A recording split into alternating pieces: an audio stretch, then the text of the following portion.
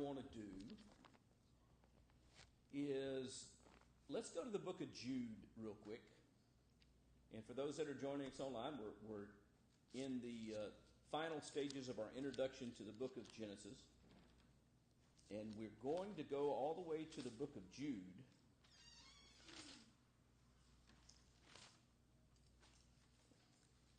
And I think it's in verse 14 of that short letter. It was also about these, he wrote, that Enoch, the seventh from Adam, prophesied, saying, "Behold, the Lord comes with 10,000s of his holy ones." You realize that that statement right there, made in one of the later letters that are written in the New Testament times, talks about characters from the book of Genesis as a basis of understanding things, and very clearly, yes, sir? Is your stand mic on? It is. Can you not hear anything? Nothing at all is coming through. I can't hear it, but I think I hear it.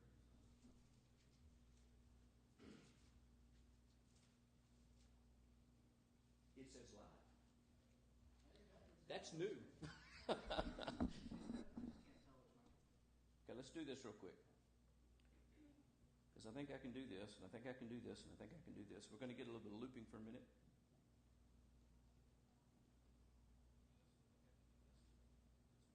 Yeah, we're getting audio, so it may not be kind of quiet, but we do have audio.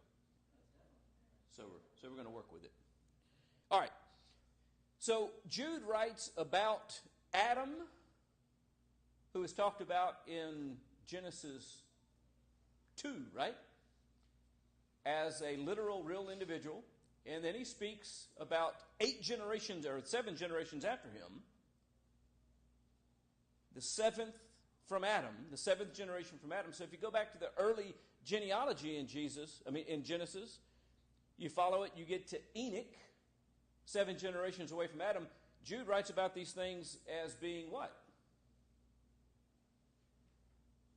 Literal and real. Now that's important because there are people today who try to make Genesis just an allegory. That is not the way it's treated. That is not the way the inspired writers wrote about it.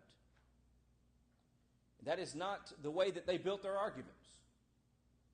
He is building an argument here, and he says it was also about these that Enoch, the 7th from Adam, prophesied.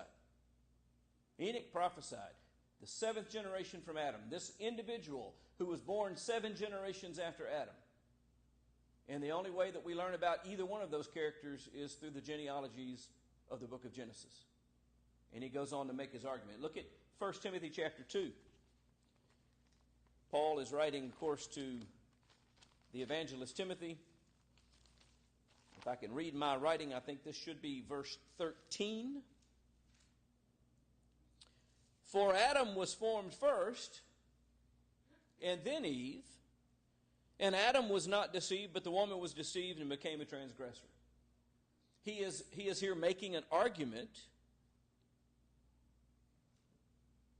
about how behavior ought to be conducted in the public assemblies.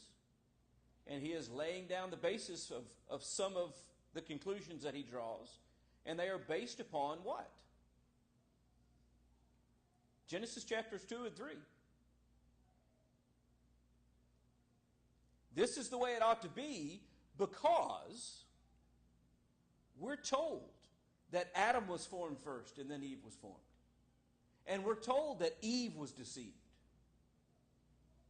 We're told those things. Does Paul write about them by inspiration as though that they are made up allegorical things? That Adam wasn't a real person? That he's just kind of a representative of all mankind? That Eve wasn't a real person? That those events as they were recorded weren't real and didn't happen that way? No, that's not how he treats it at all. In fact, he says that the way that we are to conduct ourselves and behave should be understood by the things that we read about in the very beginning. About how God made man and woman. And the roles that he gave them at that time and the events that took place at the very beginning and how those went on to affect everything else that came after. And we could go on and look at many examples of that kind of stuff, but I want to get more precisely into the role that the early record of Genesis plays in the gospel itself. As I said earlier, everything starts with Adam.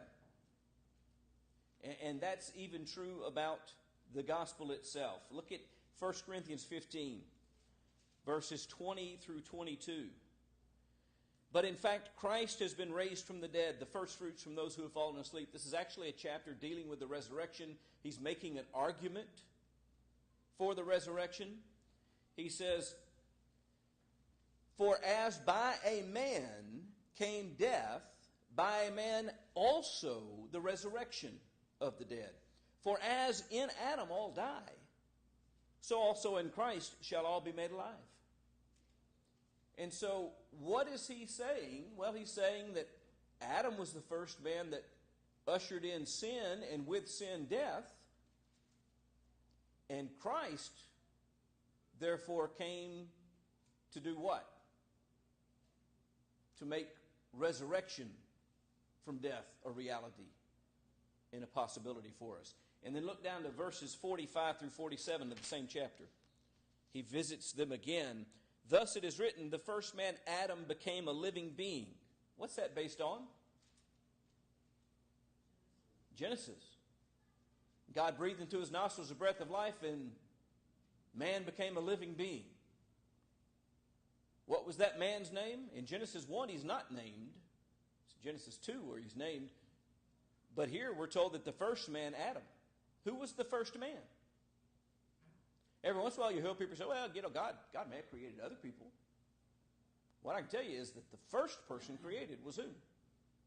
Adam. And the second person created was formed from his rib, out of him. The first man, Adam, became a living being. The last Adam became a life-giving spirit. Who's the last Adam? Christ.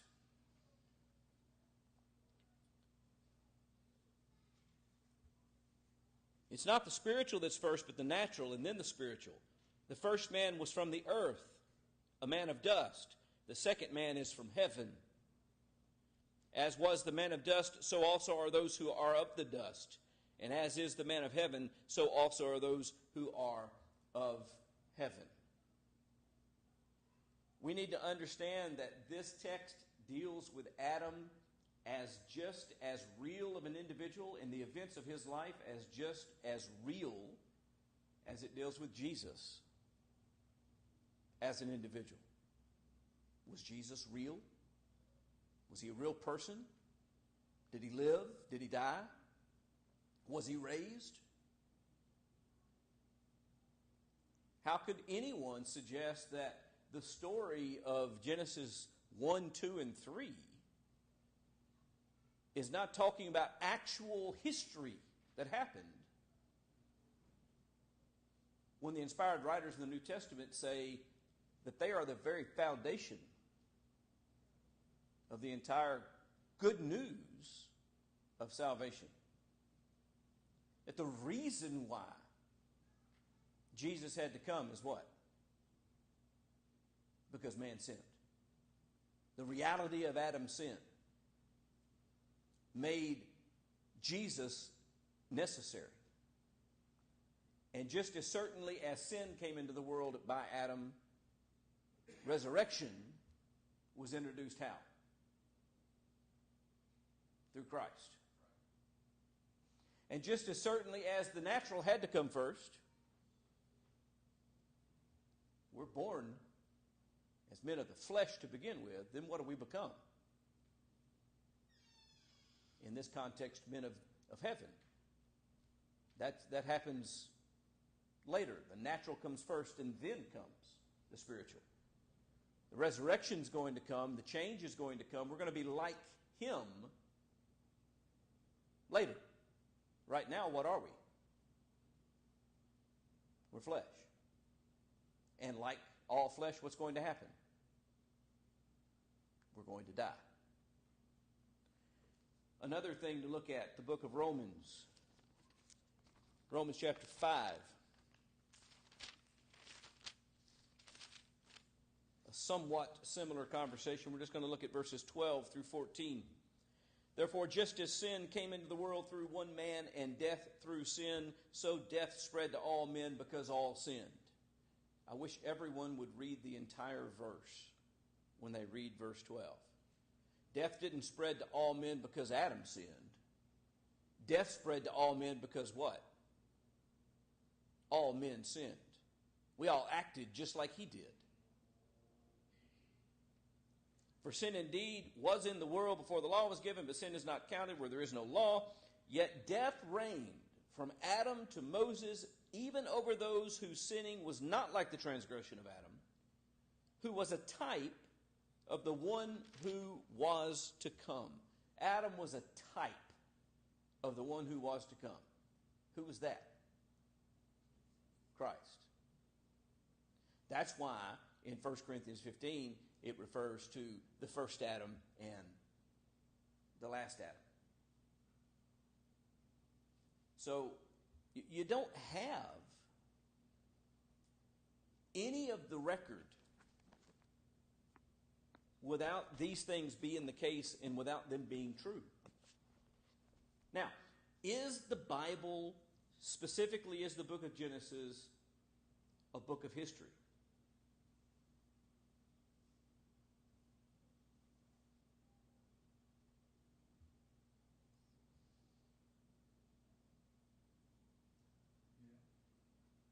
Okay, there is history in it, and it is historically true, but is it designed to give us a complete history of everything that happened?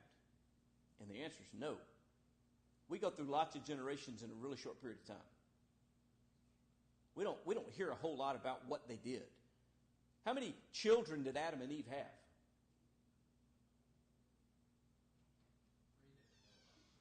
Okay, we know that there's 3. They're named, right? What were their names?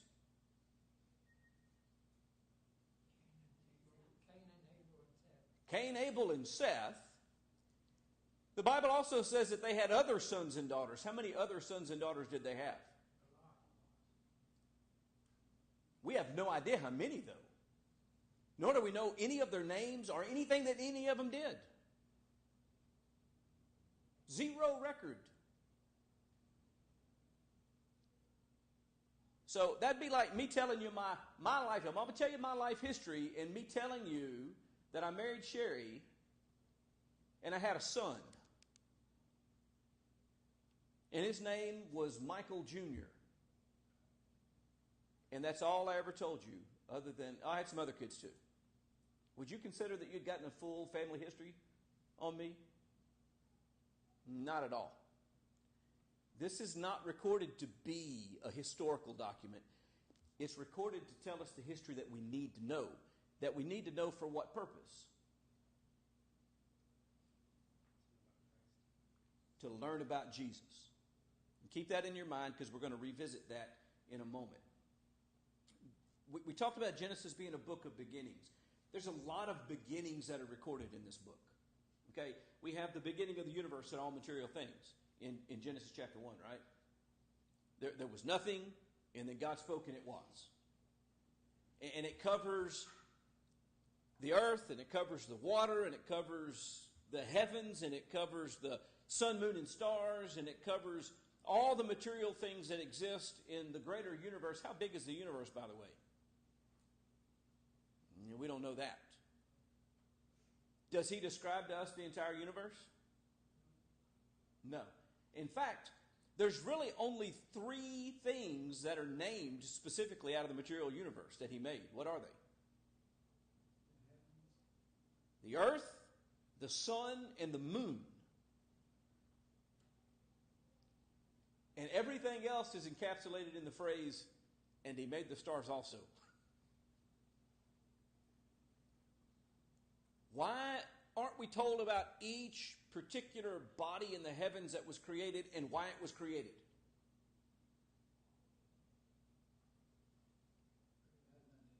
because it doesn't have anything to do with what he's trying to communicate to us. It's not foundational information necessary for us to understand what he has done to save us from our sin and what we need to do in response to it. So he's not going to go through and tell us about all those things because they're not germane to his point. But that just tells us that it's not intended to be what? A book of natural science. It's not the purpose. What all was involved in creating? How did he make a material earth?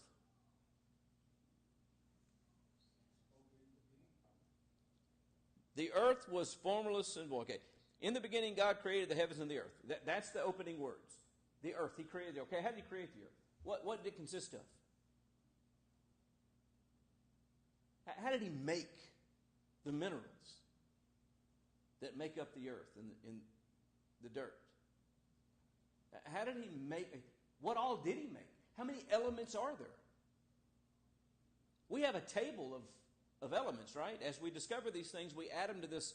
We call it the periodic table of the elements. We add them to them. We give it a name. We measure them, give them an atomic number, and put them on this element chart where they belong. But you know what we're constantly doing? It's getting less frequent now, but we're finding new things. And say, well, look, here's a new element. We haven't seen this one before. We're going to call this one such and such, and its atomic weight is this, and they catalog it and do all that. How many of those elements did he make? We have no idea. We don't get a catalog of all that. That's not the purpose of his revelation. It's not designed to be a scientific document to tell us everything that took place step by step to make it happen. In fact, he covers the creation of all the material universe literally in 1, 2, 3, 4, 5, 6, 7, 8, 9, 10, 11, 12, 20 to 30. Really, I guess we can argue 28 verses. 28 short verses, he covers the creation of every material thing that there is. Does he give us all the information about how he did it, why he did it, what was involved in doing it? No. He gives us the information that we need to know. So that the foundation is laid for us to understand why he has the right to say to us, do this or don't do that. Why we should listen to him when he says this isn't good.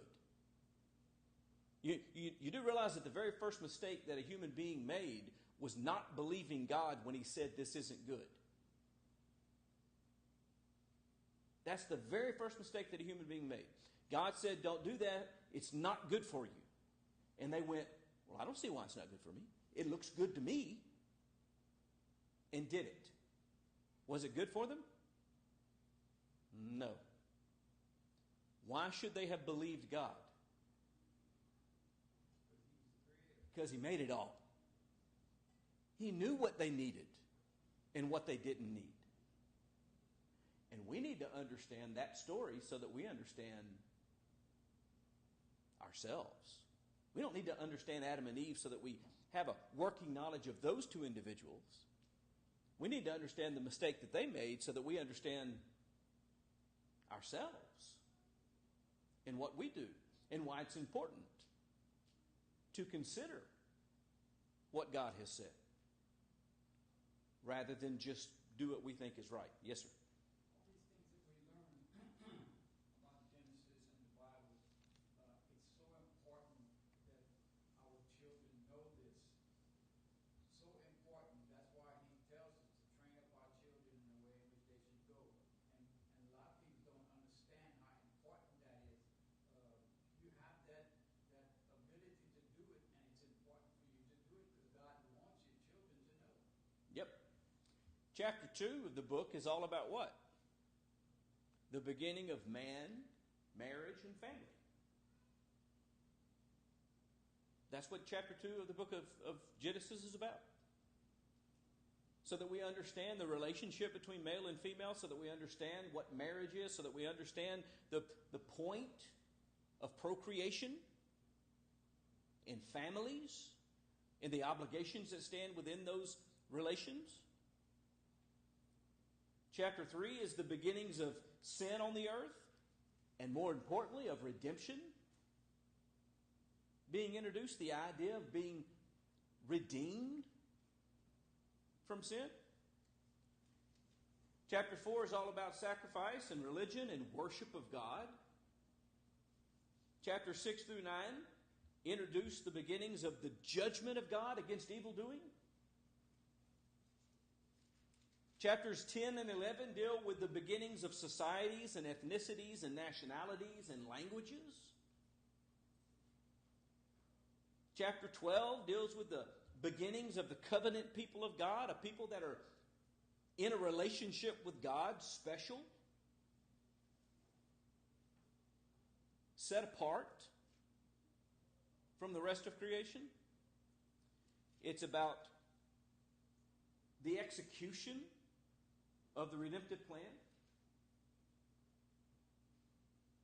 And so we get so many beginnings in this book. There's more probably that we could come up with and identify. But that's why this is the book of Genesis. This is where everything starts. It's not just where creation started. It's where everything starts. And if we don't have a working knowledge of it, we're in trouble. We're trying to learn calculus without knowing how to count to 10. How's that work, Ariel? Doesn't even work if you know how to count to 10. Basic outline that we're going to be working off of. 7 parts that I've broken this book into. We will obviously not be able to cover one section every week because some of the sections are long. But we're going to try to deal with them in blocks and try to build our discussion in those arcs rather than do just a verse by verse, analyze this text. We're trying to look at the big picture of the book. And so the 7 parts. Number 1, the creation story. Starts in chapter 1 and verse 1 and goes through chapter 2 and verse 3. The second block is Adam and Eve's story. By the way, if you weren't here early, I didn't hand you a paper on my way back. There's a stack of papers in the back that you can pick up if you want that has this list. It is front and back. Has this list, has a little space between each one. So as you study these blocks, you can write questions that you might have. You can write ideas that you come up with that you want to share with class. This is space for you to take your personal notes to bring into class with you to help you in your discussion and what you add to the discussion here. So second block is Adam and Eve's story. It starts in chapter 2 and verse 4 and goes through chapter 5 and verse 32. Then Noah's story is the third block. Genesis chapter 6 and verse 1 through chapter 11 and verse 32. You notice Noah's given a little bit more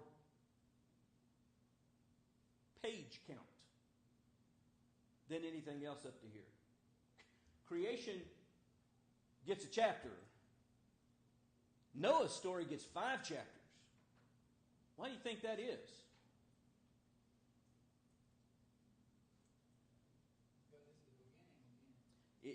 It is the first demonstration of judgment against sin and of salvation from that judgment. And it becomes a cornerstone to understanding salvation in Christ Jesus. Noah was delivered through water. Noah was brought safely through the water. Remember Peter's argument? Corresponding to that, baptism doth also now save you. So he gives more attention to Noah's story because it's more integral in helping us understand this redemption story that he's telling us. Abraham's story, chapter 12 and verse 1 through chapter 25. Abraham gets 13 chapters. Why does Abraham get so much? Because he is the literal beginning of the promise and helping us see that he's the beginning of the promise is important. I skipped over something a little earlier. I'll throw in for free right now. Back to the discussion about the New Testament treating this as literal and important. It's so much so that in Luke's gospel, it traces Jesus' genealogy all the way back to where? All the way back to Adam. And we find out why Seth matters so much. We learn about Cain and Abel. They're introduced because of the strife and the murder and all that kind of stuff. But what that tells us is that the oldest two kids, or presumably the oldest two sons, one of them's dead and one of them's guilty of murdering his brother. So God had to bring another in to be the lineage for Christ. Seth. That's why Seth is talked about so much, because he's part of the lineage of Jesus. We don't learn anything after Cain's judgment about Cain hardly at all again. He's not mentioned again hardly. Everything after that's about Seth. But the very fact that we learn that in the real life of Jesus, his genealogy traces all the way back to the real life Adam, again argues for the literalness of the events and the characters and the history that's recorded back in Genesis. So we can't forget that. And again, that's why Abraham's important, because he's the one that, coming from Adam through Seth and down a few generations, that starts the fulfillment of the promise. And we see that played out. Then we get Isaac's story, chapter 25 and verse 19 through about chapter 28 and verse 9. Not nearly as much time is spent with Isaac. But 28 and verse 10 through chapter 36 and verse 43 is given to Jacob. He's a little bit more important. But then we have Joseph.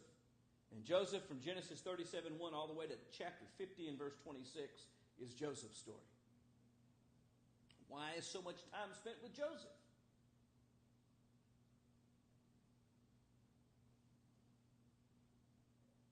Who was Joseph?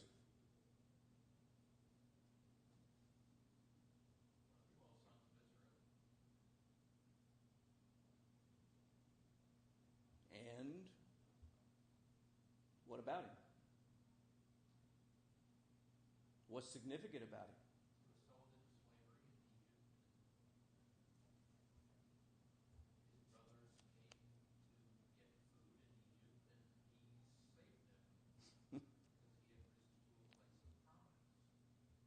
And so it's all about God delivering through his providence and his care to preserve the people that he has set apart. From Jacob, whose name was changed to Israel. It's about how God brought the nation of Israel into existence. Why is the nation of Israel so important? Because it's through them that he brings Christ into the world. So a lot of time is spent developing that understanding of how these people even came to exist and how they were spared and delivered. And they didn't come into exist because they were smart or because they were powerful or because they prepared themselves or they did something wonderful. They came to exist how? Well, they started off as slaves. And the only reason that they found themselves where they found themselves alive at all is because of why? Because God, through his providence, provided for them through Joseph.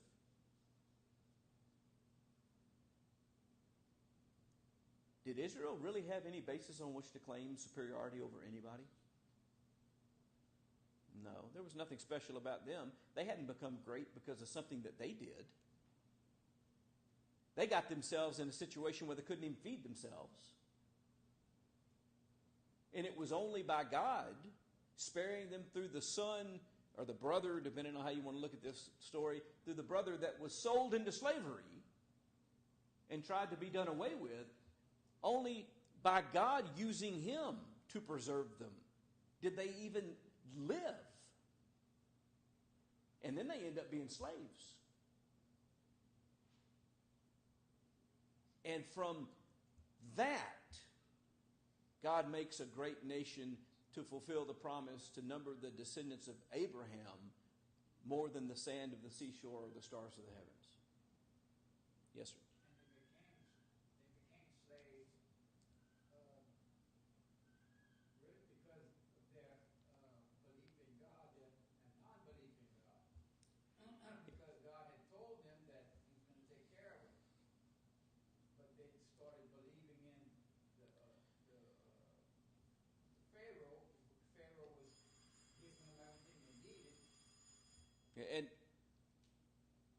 And they became slaves because the Egyptians were afraid of them.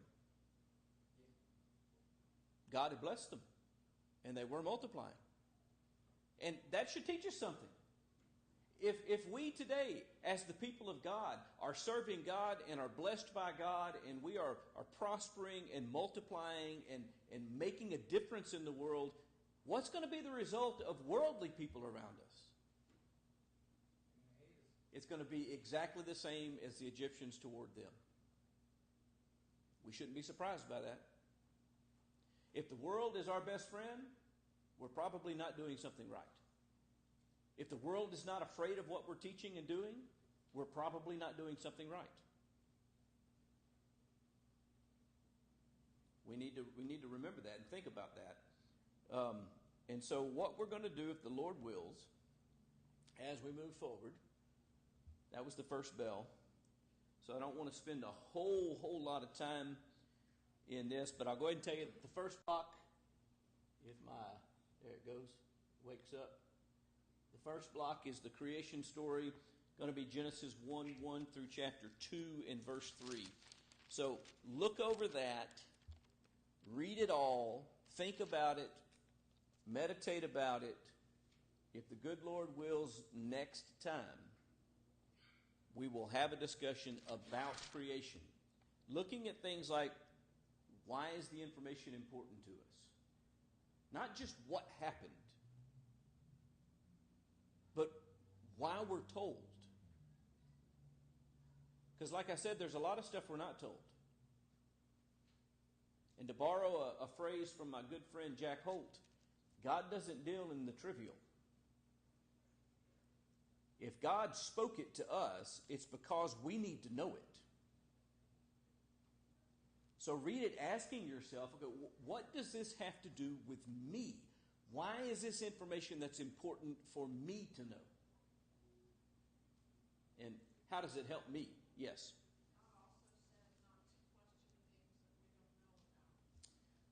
Yeah, he told us to respect the fact that he doesn't reveal everything. Deuteronomy 29:29 is one of my favorite verses. The secret things belong to God. But the things revealed, he said, belong to you and to your children, that you should teach them. What he has told us is important. You know what's interesting to me? We spend more time speculating about what he hasn't said than we spend thinking about what he has. You realize how dangerous that is? We need to spend more time thinking about the impact of what is revealed rather than trying to explain what's not revealed. And so think about those things as you're reading this. And again, keep your little piece of paper, fold it up, stick it in your Bible, put it in a notebook. If you're going to carry a notebook with more pages to take notes, some people I know take a lot of notes. You're welcome to do that. But stick that paper in there as you're reading and studying and thinking about this. Write your questions down. Or when you have these epiphanies and you go, oh, wait a minute, this means this. Write that down so you can bring it to class and we can all share the things that we discover. And that's how we're going to grow and help one another in our development and growth. All right? Any questions before we end?